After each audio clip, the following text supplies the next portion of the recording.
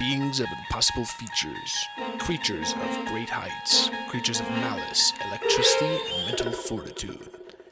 Found amongst tree lines, abandoned buildings, dusk, dawn, new moons, places of liminality. You've just encountered the Black Stickman. Yes, believe it or not, people have reported sightings of stick figures ranging between 6 and 12 feet tall. These things look exactly as you expect. Thin limbs and a body with round heads and pitch black skin. Those who encountered them describe a feeling of unease and hatred emanating from them. Some reports even speak of possible mind control and brainwashing. Some even report the ability to manipulate electricity. But what could these things be? Well, let's lay out the first theory. Did these eyewitnesses actually, witness? The idea that this could be mistaken identity, undiagnosed mental illness, or even just a flat-out hoax should never be dismissed until proven otherwise. For example, those of you who have been on the internet may remember these videos of black stickmen climbing on buildings in Russia. These videos were proven fake, so what's stopping these other stories? Well, sticking with a Slavic geography actually brings up an interesting fey creature that bears striking resemblances to what has been shown and described. Known as the zhurje, sorry for my pronunciation, I don't speak Russian, look at this word. It is a freakishly tall creature with limbs as thin as branches, stated to be born without purpose. This fey is jealous of people's lives and will peer into their windows and prank them. The reason I say this is a fae is because it has a somewhat complex ritual to get rid of it, which I will be performing now. So the ritual involves fasting, praying, taking the candle from Friday Mass, and then blowing the smoke out on your cross.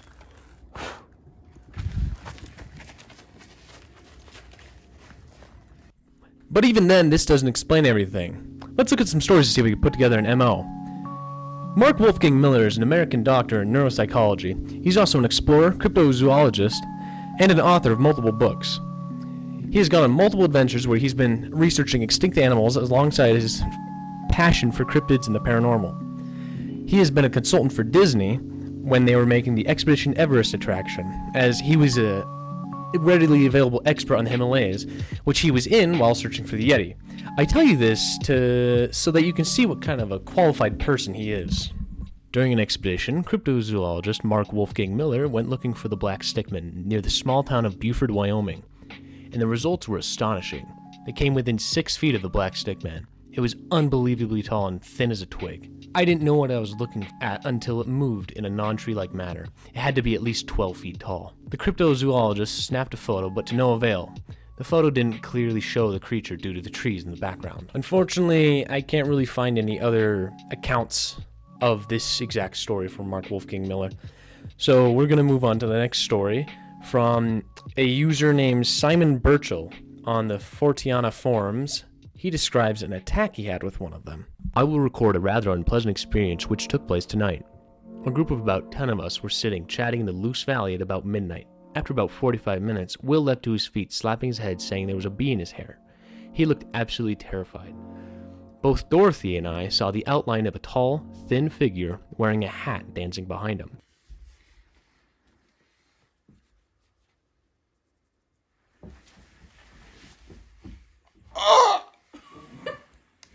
Will said later it was as if a terrifically loud buzzing was coming up through the top of his head. However, only Rachel heard any buzzing.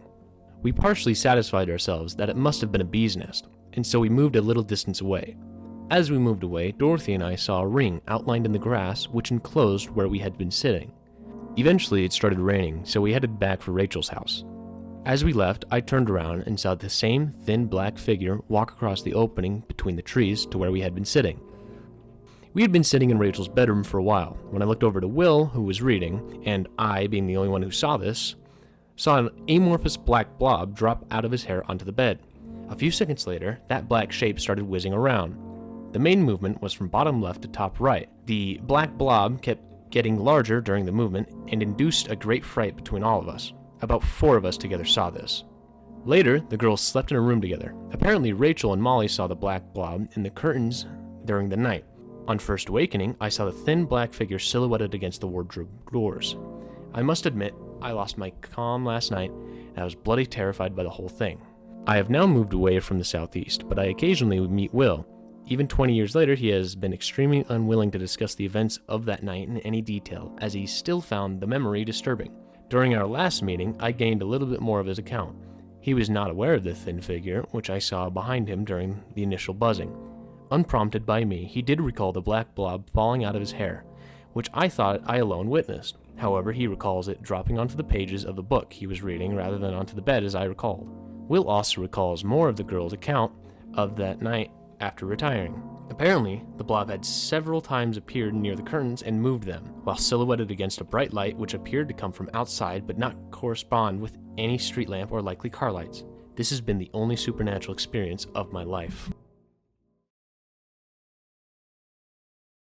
The black stickman phenomenon is new. Newer than most folklores, I would say.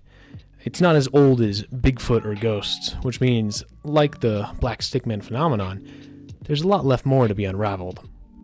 Think about it and understand it.